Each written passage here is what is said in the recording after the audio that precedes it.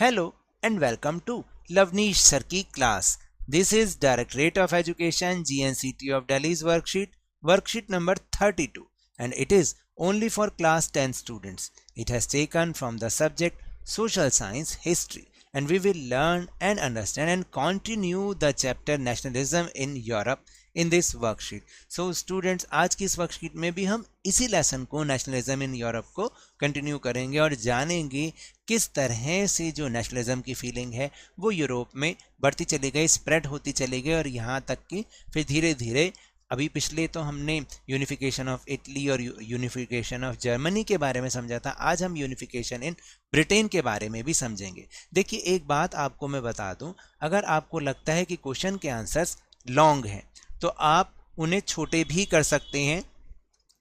In case यदि आपको लगता है 5 पॉइंट्स हमारे लिए ज़्यादा हैं तो आप 3 पॉइंट्स कर लीजिए, आप उसमें से भी छोटे कर सकते हैं। मैंने तो आपको बड़े इसलिए लिखवाए हैं कि आपके पास मटेरियल होना चाहिए, आप उसको काट छाट के छोटा भी कर दो, उससे कोई दिक्कत नहीं होगी।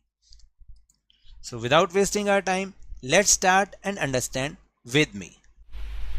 First we'll discuss the nationalism in Britain.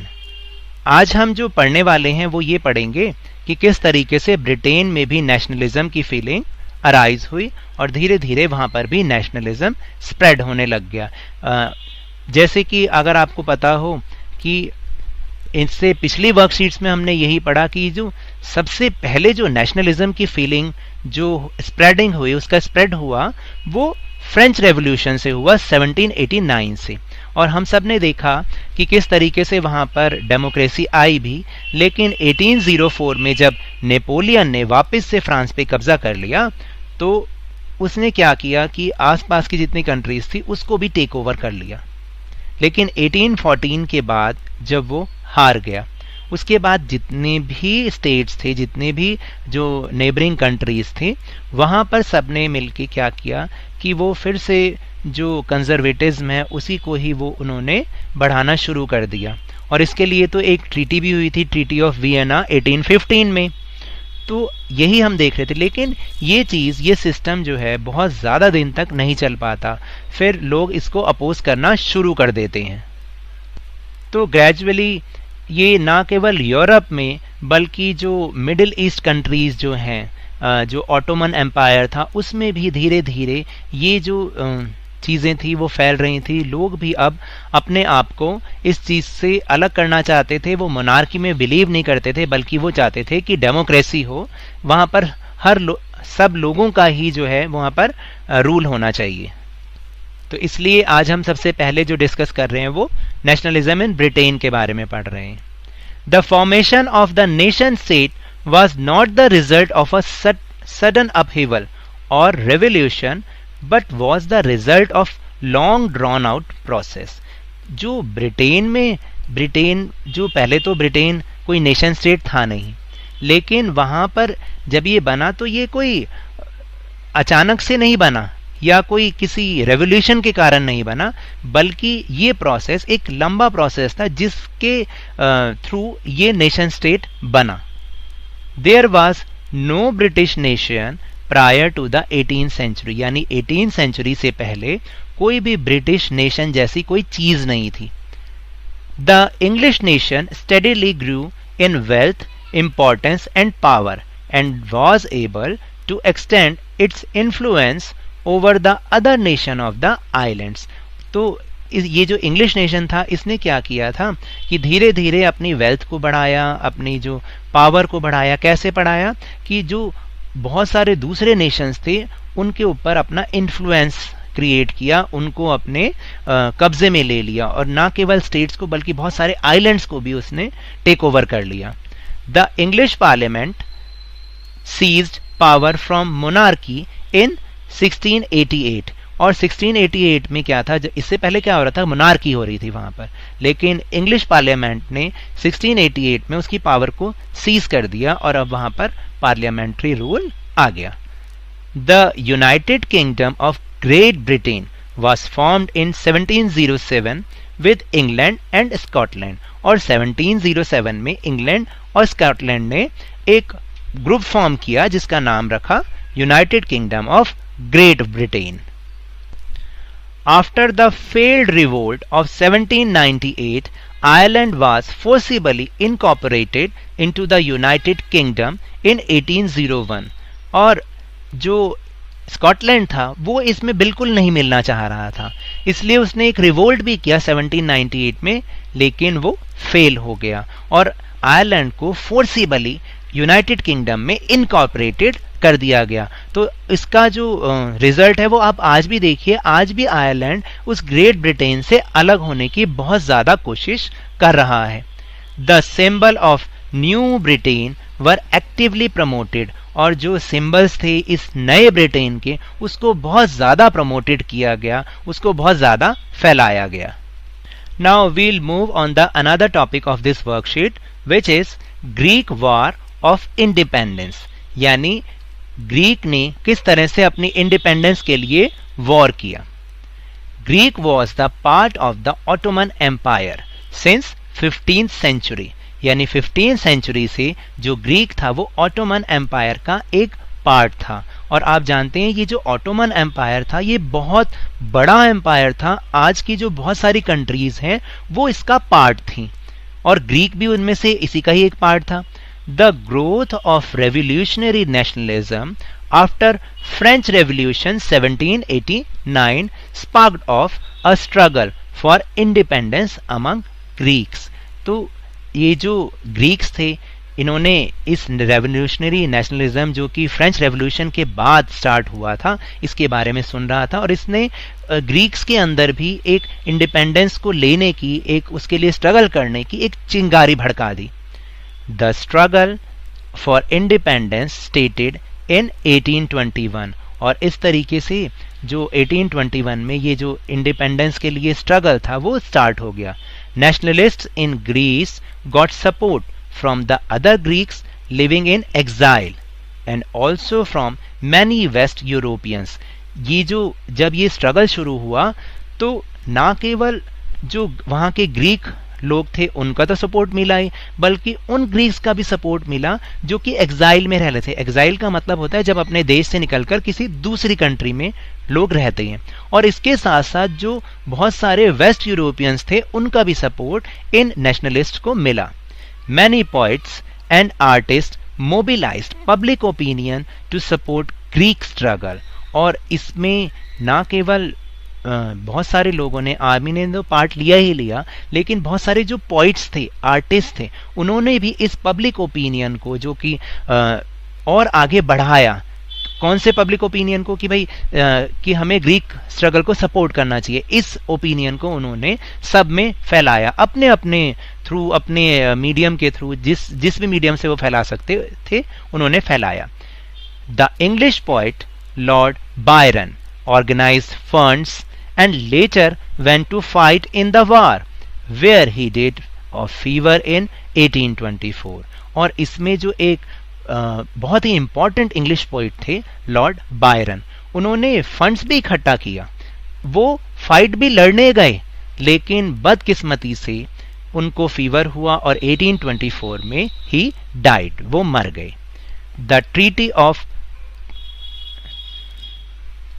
The Treaty of Constantinople of 1832 recognized Greece as an independent nation, और ये जो ट्रीटी हुई इसको हम हिंदी में कुस्तुनतुनिया भी बोलते हैं। 1832 की जो ट्रीटी हुई उसने ग्रीक को एक इंडिपेंडेंट नेशन के तौर पर रिकॉग्नाइज किया। तो इस तरह से ये जो ग्रीक वार ऑफ इंडिपेंडेंस था वो हुआ। Now we'll move our next topic of this worksheet which is nationalism and imperialism, Balkan problem. This is the most important topic of this chapter, और many times, so many times इसके ऊपर base question board exams में आता ही आता है। That is Balkan problem. What is the Balkan problem? Now let's understand. The Balkans was a region of geographical and ethnic variations comprising modern day Romania, Bulgaria, Albania, Greek, Macedonia, Croatia, Slovenia and Serbia, etc., whose inhabitants were broadly known as the Slavs. देखिए ये जो Balkan reason था ये बहुत ही बड़ा, बहुत ही फैला हुआ था और इसमें बहुत सारे ज्योग्राफिकल और एथनिक वेरिएशंस थे। और जो मॉडर्न डे कंट्रीज हैं, जो आज की कंट्रीज हैं, जैसे Romania, Bulgaria, Albania, Greek, Macedonia, crochet, Slovenia और सर्बिया जैसे जो कंट्रीज हैं, ये सारे के सारे इसमें इनकॉर्पोरेटेड थे। और इनके जो इनहैबिटेंट्स थे, यानी जो इनके निवासी थे, उनको हम एक ब्रॉड टर्म में स्लाव के नाम से जानते हैं। A large part of the Balkan was under the control of Ottoman Empire। और इस बाल्कन एरिया का जो मैक्सिमम पार्ट था, लार्ज पार्ट था, वो ऑटोमन एम्पायर के कंट्रोल में था। The spread of ideas of romantic nationalism in Balkans together with the disintegration of the Ottoman Empire made this region very explosive। देखिए अब यहां पर क्या काम हुआ, यहां पर रोमांटिक नेशनलिज्म, एक वर्ड आया romantic nationalism. Actually romantic nationalism का मतलब ये होता है कि जब प्लेस के थ्रू, जब स्टोरीज के थ्रू, पोइट्स और जो जितने भी आर्टिस्ट होते हैं वो नेशनलिज्म की फीलिंग को स्प्रेड करते हैं अपने मीडियम के थ्रू, अपने जो भी उनका मीडियम होता है उसके थ्रू जब वो स्प्रेड करते हैं नेशनलिज्म को, तो उसको हम रोमांटिक नेशनलिज्म कहते हैं। और बाल्कन में यही हुआ और साथ साथ जो ऑटोमन एम्पायर था वो भी धीरे धीरे कम होता जा रहा था। तो इससे क्या हुआ कि जो वहाँ की जो कंडीशंस थी वो बहुत ज़्यादा एक्सप्लोजिव हो गई थी। One by one European subject nationalities broke away and declared their independence. और धीरे धीरे एक के बाद जो यूरोपियन नेशनलिटीज थी वो उससे अलग होते गए और वो अपने आप को एक इंडिपेंडेंट कंट्रीज अपने आप को डिक्लेयर करना उन्होंने शुरू कर दिया। As the different Slavic nationalities struggled to define their identity and independence, the Balkan area became an area of intense conflict। और धीरे धीरे क्या हुआ, जैसे जैसे ये अपने आप को इंडिपेंडेंट डिक्लेयर कर रहे थे तो जितने भी स्लैविक थे, क्योंकि ये तो सब मिले जुले थे, वहाँ पर बहुत सारे एथनिक वेरिएशंस के लोग वहाँ पर रहते थे, तो अब ये अपनी आइडेंटिटी और इंडिपेंडेंस के लिए आपस में भी कन्फ्लिक्ट करने शुरू कर दिया, क्योंकि वो चाहते थे कि हमारे पास ज़्यादा से ज़्यादा एरिया हमारे हिस्से में आए। The Balkan states hope to gain more territory at the expense of the others. तो मैंने अभी आपको यही चीज़ बताई है कि बाल्कन स्टेट्स जो हैं अब वो इस इरादे से उन्होंने आपस में कन्फ्लिक्ट करना शुरू कर दिया कि भाई हर एक को ज्यादा से ज्यादा टेरिटरी मिले। During this period there was intense rivalry among the European powers for control over this area. और इसी के साथ साथ इसी पीरियड में जो यूरोपियन पावर्स इन एरिया को कंट्रोल करना चाहती थी उनके बीच में भी राइवलरी बहुत ज्यादा शुरू हो गई। This further complicated the matter, और इसने इस मैटर को और ज्यादा कॉम्प्लिकेटेड कर दिया। This led to a series of wars in the region and finally the first world war. और एक के बाद वॉर्स होने इस रीजन में शुरू हो गए। फाइनली इसका रिजल्ट क्या हुआ, first world war. So now these are the topics of this worksheet and now we'll move on our question answer section. First question is, if you had been in place of poet Lord Byron, how would you have contributed in the Greek War of Independence? अगर आप poet Lord Byron की जगह होते तो आप कैसे contribution करते Greek war of independence में? तो देखिए यहाँ तो मैंने अपनी सजेशन लिखी है, आप अपनी सजेशन या आप क्या कर सकते थे आप वो लिखिएगा। Answer is, if I were in place of poet Lord Byron, then firstly as a teacher, I would create a sense of freedom among my students, tells them about the disadvantages of being a slave। मैं उनको freedom की sense create करता अपने students में as a teacher और उनको ये बताता कि स्लेव होने की क्या डिसएडवांटेजेस हैं। Apart from this I help the soldiers in many ways, मैं सोल्जर्स की काफ़ी तरीकों से हेल्प करता, like collecting funds for them so that they can buy more and more weapons, ताकि वो और से और ज़्यादा हथियार खरीद पाएँ, लड़ पाएँ। Apart from this I appeal to the people to help the army मैं लोगों से अपील करता कि वो आर्मी की हेल्प करें what ever way they can, जैसे वो कर सकते हैं, सच एज विद फूड से कर सकते हैं, बाय प्रोवाइडिंग हेल्थ सर्विसेज दे सकते हैं, and awakening people to join army voluntarily, और लोगों में ये भावना को जागृत करता कि वो वॉलेंटरीली स्वेच्छा से आर्मी को ज्वाइन करें। Second question is, the formation of nation state in Britain was not the result of sudden upheaval or revolution but was a result of a long drawn out process. Examine. तो हमने अभी ऊपर ये topics तो पढ़े ही थे, ये points भी पढ़े थे, उनको हमने ऐसे एज इट इज यहाँ लिख दिया है। First point is there was no British nation prior to the 18th century. Second is the English nation steadily grew in wealth, importance and power, was able to extend its influence over the other nation or of the islands. Third is the English Parliament seized power from monarchy in 1688. Fourth point is the United Kingdom of Great Britain was formed in 1707 with England and Scotland. And the fifth point is after the failed revolt of 1798, Ireland was forcibly incorporated into the United Kingdom in 1801. Sixth is the symbol of New Britain were actively promoted. Thus, we can say that the formation of nation state in Britain was not the result of sudden upheaval or revolution, but was a result of long drawn out process. अगर हम इस तरीके से अपने answer को conclude करते हैं तो इससे हमें नंबर अच्छे मिलते हैं। Third question is, write a short note on the situation of Balkan states. The Balkan was a region of geographical and ethnic variations comprising modern-day Romania, Bulgaria, Albania, Greek, Macedonia, Croatia, Slovenia, Serbia, etc., whose inhabitants were broadly known as the Slavs. As a large part of the Balkan under the control of Ottoman Empire. And the last question is, how did the rise of revolutionary nationalism after 1789 inspire the Greek War of Independence and struggle for independence in Balkan states? तो देखिए इसमें हमें दोनों countries का थोड़ा थोड़ा लिखना पड़ेगा, तो इसलिए ये आंसर थोड़ा बड़ा हो सकता है, लेकिन क्योंकि इसमें दो कंट्रीज के बारे में पूछा है इसलिए हम दोनों कंट्रीज का लिख रहे हैं। Greek was the part of Ottoman Empire since 15th century.